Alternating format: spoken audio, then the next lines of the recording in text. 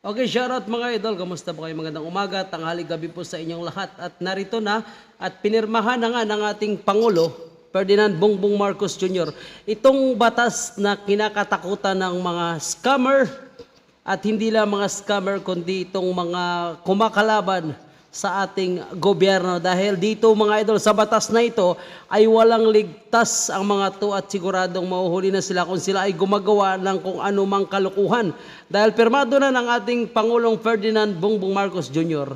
ang SimCard Registration Act. Ito ang kauna-unahang batas na pinirmahan ng ating Pangulo simula nang umupo siya sa kanyang pwesto bilang Pangulo ng ating bansa.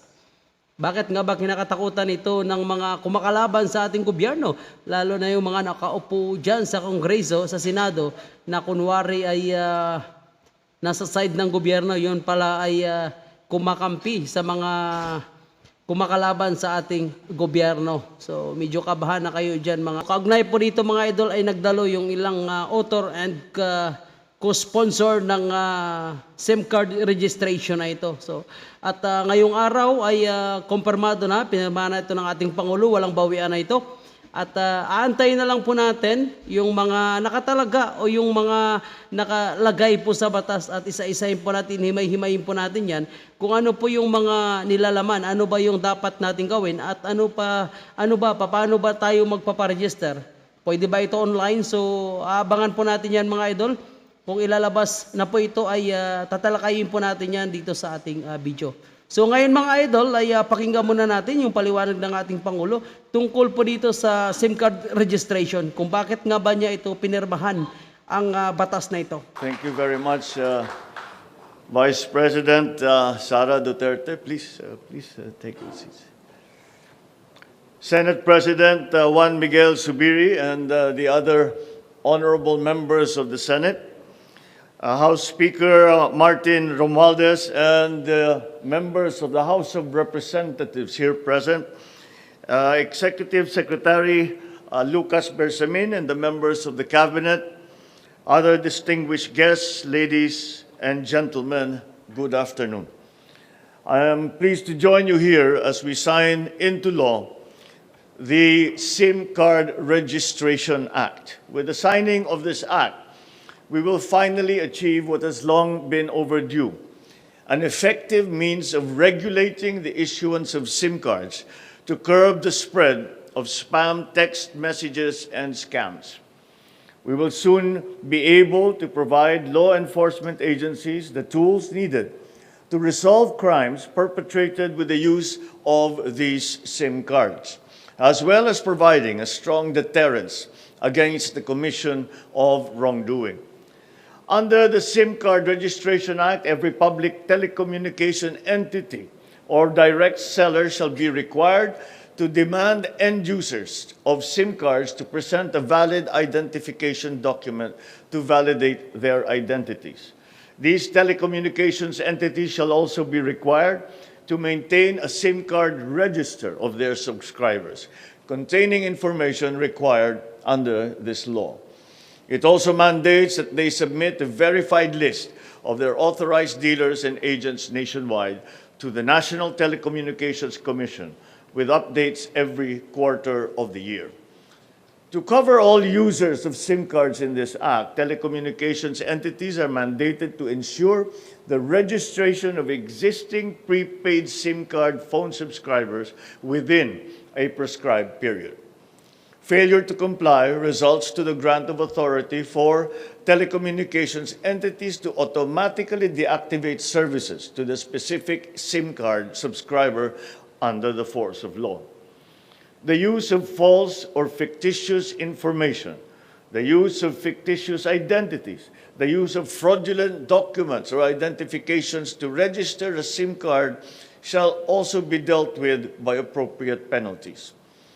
Crucially as well, included in this crucial piece of legislation are provisions that make paramount the protection of confidentiality and data privacy rights of subscribers, which shall begin to take effect at the point of sale. Any information in the SIM card registration shall be treated as absolutely confidential unless access to this information has been granted by the written consent of the subscriber. These public telecommunications entities shall only be required to disclose information contained in the SIM card upon a duly issued subpoena or order of a court upon finding of probable cause. They can likewise be compelled to do so upon written request from a law enforcement agency in relation to an ongoing investigation, that a particular number is used in the commission of a crime or that it was used as a means to commit an unlawful act. Appropriate penalties shall be imposed for any breach to this confidentiality due to negligence, for spoofing a registered SIM card, for the selling of stolen SIM cards, and for the sale or transfer of a registered SIM without complying with required registration. So I commend the legislators from the House and from the Senate for coming up with this timely and necessary law. It is the first legislative measure that successfully passed the approval of the bicameral panel of both houses in the 19th Congress.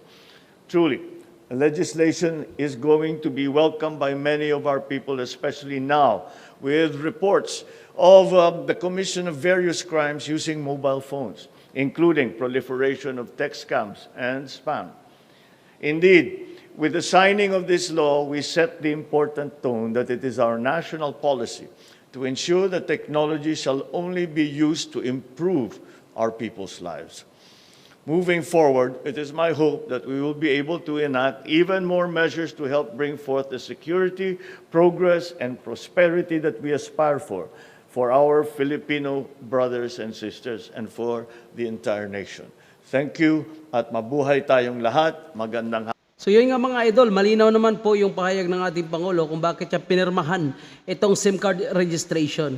Ang pinakamalinaw po dito na sinisigurado ng ating Pangulo na yung personal information ng SIM card user ay safety, na hindi basta-basta makuha kahit kanino man, o ito yung kinakatakutan ng ilang makakaliwang grupo na umano'y kapag ito ay maaprobahan na itong SIM card registration ay abuso ito umano sa karapatang pantao o sa demokrasya. Dahil umano ay makompromiso yung personal information ng isang SIM card user. Yun po yung sinasabi ng ilang makakaliwang grupo, lalo na itong kabataang Partylist na si Raoul Manuel, na talagang mahigpit na kinokontra itong SIM card registration.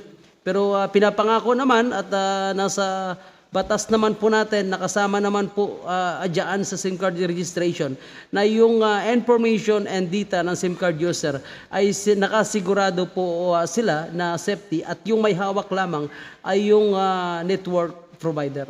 So asahan naman po natin mga idol, kasi kahit sa ibang bansa ay talagang ganoon naman talaga, lahat na SIM card ay may registration. Sa atin lang talaga matagal lang maaprubahan dahil nga sa mga ilang makakaliwang grupo na kumukontra sa ganitong panukalang batas. At pasalamat po tayo ngayon mga idol, kasi nga yung administration ay nag-unite. So malakas yung unite ng team po natin sa Kongreso at sa Senado, kaya nga napasa naman itong batas na ito. So magpapasalamat po tayo mga Pilipino, pasalamat po tayo mga idol, mga kabayan, dahil ito ay makakatulong po sa atin para sa ating seguridad. Maraming salamat and God bless everyone.